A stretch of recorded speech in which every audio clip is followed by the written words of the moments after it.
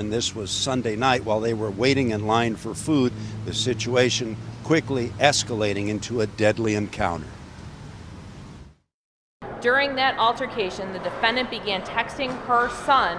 Cook County prosecutors describing how Carlishia Hood summoned her 14-year-old son, who was out in the parking lot late Sunday night at this Maxwell Street Express restaurant at 116th and South Halstead, and then things started heating up. Y'all, it's your girl St. Marche. Thanks for stopping by. Before we get started on this video, I would like for you to subscribe to the channel. Make sure you check me out on TikTok and also on Facebook. People have a problem with my pronunciation and my enunciation, and that is totally fine with me.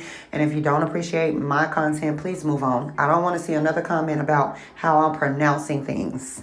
Be for real. I don't even promote my videos. That means people are literally typing in their search engine these specific topics, and so then my video pops up and they click it. So if you feel like the first 30 seconds you're not feeling me, that's okay. I promise you're not going to hurt my feelings. But I definitely want to get into this 14-year-old in Chicago. First talked about this on my TikTok, and I first saw it on Facebook. That everybody stood around and did nothing. When the chaos broke out, that's when everybody else.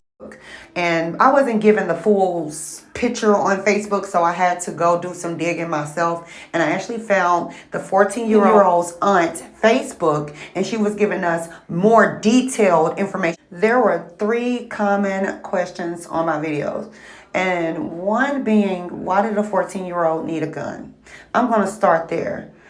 I honestly feel as though this 14-year-old needed this gun because of the area he was in. It's simple as that. There are so many videos about Chicago children being so traumatized by the gun violence there. It only makes sense that he would have access to a gun. Now, am I excusing him having that gun? No, I'm just simply saying, and I'm stating the obvious. It's something that shouldn't even have to be explained at this point.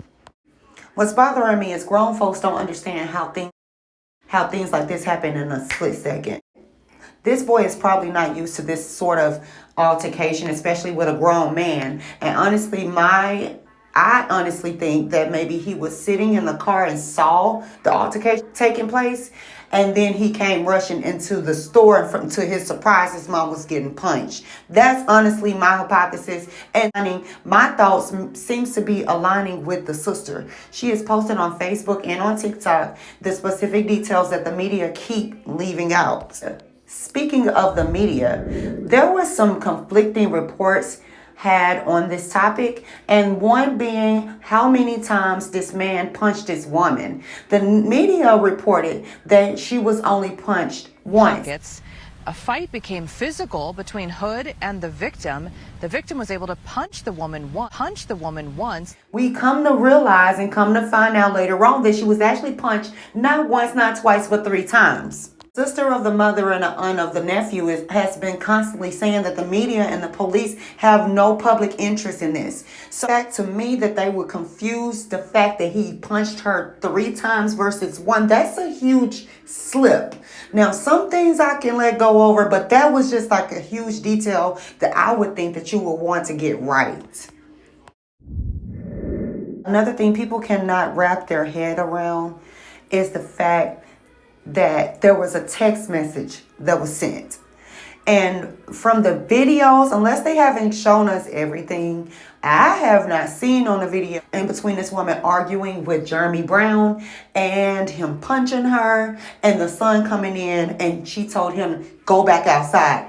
I didn't see her pick her phone up, like I said, unless it's some video footage that we are not privy to. I understand not wanting to get involved with this situation and not interfere with it because it was already at a hostile point, but no one did anything. Now everybody is turning the situation around and saying that the 14-year-old boy shouldn't have a gun at all when they're missing the point of it all. Jeremy should have never put his hands on that woman. He was the one that was mad. He was the one that came with that angry energy, so he should have removed himself. Comments on my TikTok video, I also saw someone say, well, why did they go to that restaurant to begin with? Are you for real? If you're going to go with that logic, just because you want to take up for an abuser, because we later found out that Jeremy was an abuser, right? So if you want to go with that logic, we shouldn't go anywhere because nowhere is safe. What that says to me is that you're saying that it's okay for a boy to get shot for knocking on the wrong door, but a boy should not then protect his mom when she's being brutally attacked? The time that I was putting this video together, the son and a mom was still in jail. Points are still valid, and I still stand behind it. Very unfortunate that Jeremy had to lose his way in this manner. Wasn't for that sister putting out that Facebook post asking for witnesses who were in the store to release video footage of the incident, we wouldn't be where we are now. They were in jail for almost a week before we even was notified or before this became public. Really makes me wonder, what did the witnesses say to the police to make them arrest them in the first place? I think the witnesses in the store wasn't really forthcoming with the truth and how the events unfolded. And that's how we got here. It's now a pending lawsuit.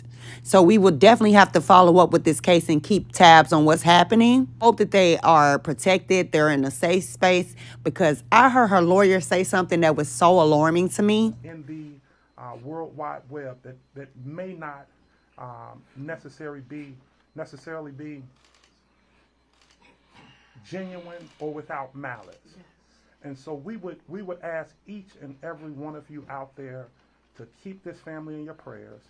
Protect this family. Yes. Protect this family. And I have good reason to believe that they need protection.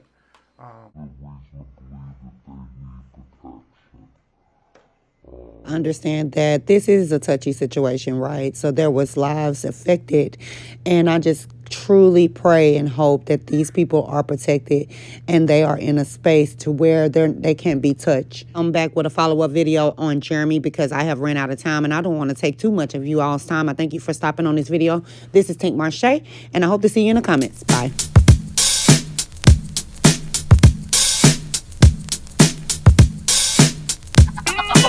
Warning, warning, warning.